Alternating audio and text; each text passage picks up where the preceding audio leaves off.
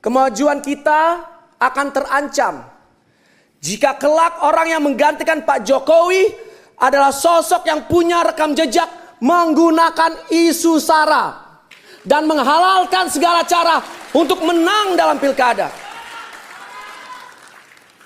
Indonesia akan suram jika yang terpilih kelak adalah seorang pembohong dan juga yang pernah dipecat oleh Pak Jokowi karena tidak becus bekerja. Pura-pura peduli adalah kebohongan Anies Baswedan di tengah pandemi dan penderitaan orang banyak.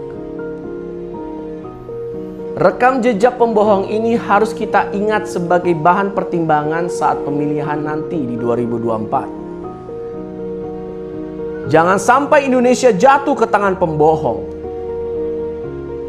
Jangan sampai Indonesia jatuh ke tangan Anies Baswedan.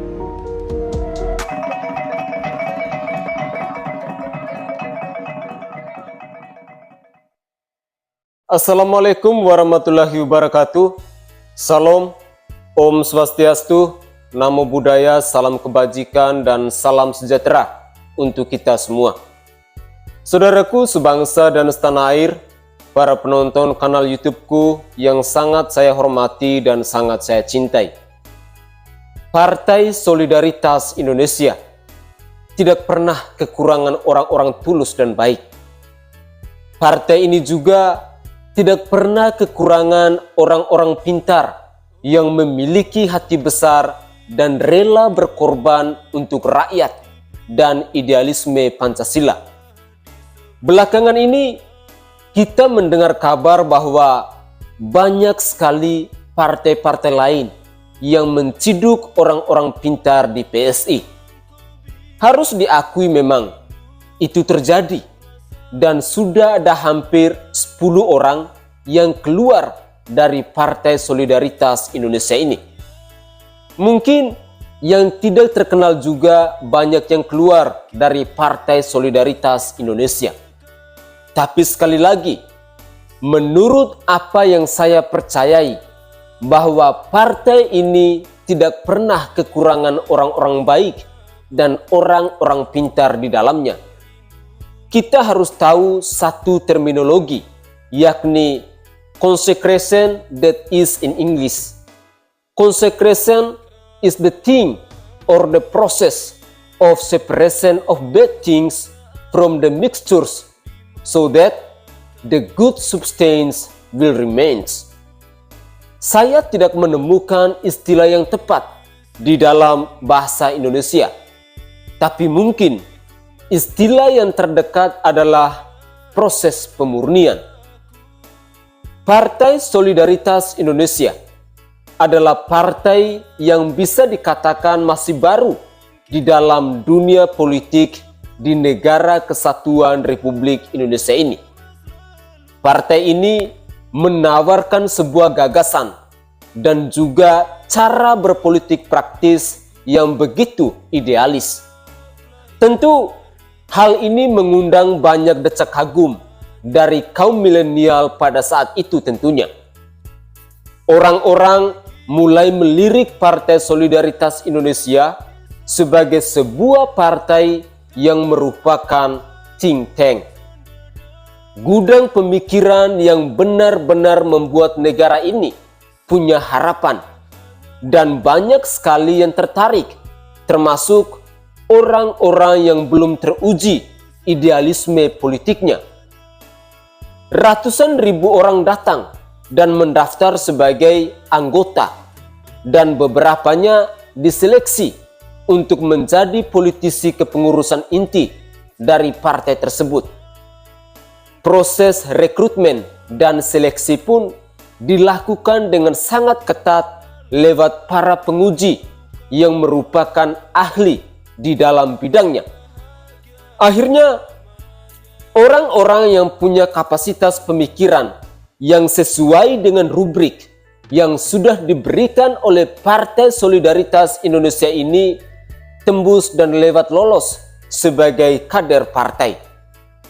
Dan saya kira waktu 5-10 tahun ini merupakan satu waktu yang menguji ketahanan politik dari para kader partai yang sekarang mulai jenuh ini.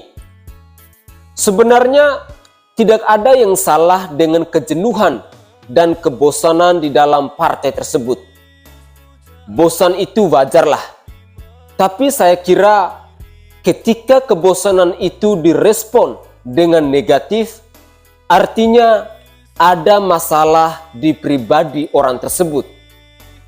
Tapi memang pada akhirnya masalah di pribadi orang tersebut tidak bisa menjadi dasar utama dari kita untuk melabel orang tersebut baik atau buruk. Cuman kalau saya lihat sih, beberapa orang yang keluar dari Partai Solidaritas Indonesia bermasalah dengan konsep yang radix alias konsep akarnya.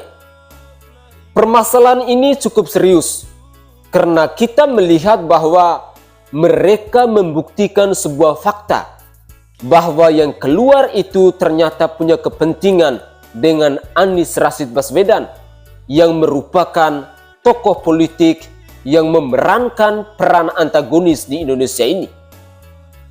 Sosok Sengkuni versi 2 setelah Amin Rais adalah Anies Baswedan.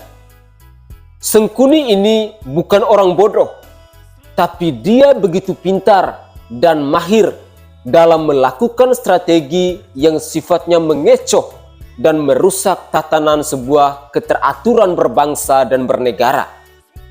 Tapi sekali lagi, saya merasa lega karena pada akhirnya orang-orang di PSI yang keluar bukan membuat PSI semakin sepi. Malah seharusnya orang-orang PSI bersyukur karena partai ini sedang dimurnikan untuk menjadi partai yang lebih dewasa dan lebih bersih tanpa adanya kepentingan apapun selain kepentingan partai. Kepentingan Partai Solidaritas Indonesia saya yakin sekali merupakan kepentingan untuk rakyat Indonesia. Karena selama ini kita tahu bahwa idealisme Partai PSI adalah melayani rakyat, bukan melayani pantatnya penguasa dan politisi dan juga pemimpin yang korup. Biarlah mereka keluar dari PSI semakin bersih. Saya tidak bilang mereka kotor ya, tapi saya mengatakan bahwa mereka tidak bisa sesuai dengan idealisme partai. Makanya dari dulu saya selalu konsisten mengatakan bahwa Partai Solidaritas Indonesia ini adalah PDIP Reborn. Kalau mau jujur, kita melihat bahwa PDIP juga menuntut loyalitas kader partai kan? Ganjar Pranowo yang merupakan politisi terkenal dari PDIP pun ditegur karena tidak sesuai dengan peraturan partai dalam berkata-kata, khususnya dalam merespons terkait pencapaian yang masih lama itu. Anggap saja keluarnya kader-kader PSI yang katanya pintar itu merupakan satu proses pendewasaan partai. Yang rugi mereka secara pribadi. Bagaimanapun juga mereka tidak pernah bisa menghilangkan identitas mereka sebagai politisi yang lahir dari Partai Solidaritas Indonesia. Ya, tidak apa-apa toh kalau mereka tuh harus keluar. Siapa tahu kalau mereka benar-benar masih tulus, mereka bisa mengubah partai yang mereka masukkan. Karena dengar-dengar ada partai pendukung Anies Baswedan yang menjadi pelabuhan berikutnya dari para politisi PSI yang keluar itu.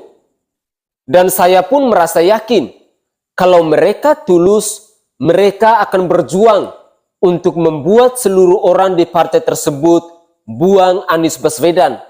Karena Anies Baswedan adalah produk rasisme, intoleransi, dan merupakan bibit teroris yang sudah tidak bisa diragukan lagi fakta dan data validnya. Begitulah kira-kira tanggapan singkat saya terkait keluarnya beberapa kader PSI dari partai politik tersebut. Saya Sainai dari Provinsi Nusa Tenggara Timur. Saatnya rakyat jelata yang bersuara. Salam hormat, salam NKRI.